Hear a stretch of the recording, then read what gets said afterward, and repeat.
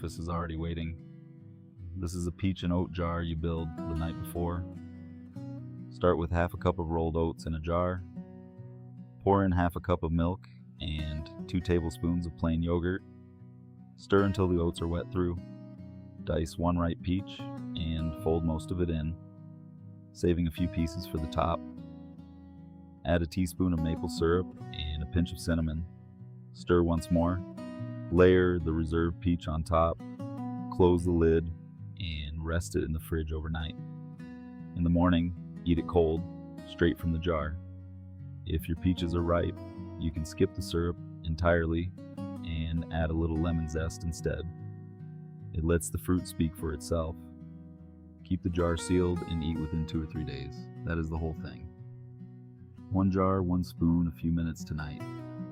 Tomorrow, breakfast will already be there, waiting for the version of you who wakes tired. A small kindness. Choose 1 peach tonight and begin. If this brought you a little calm, like and subscribe. That's all. Be well.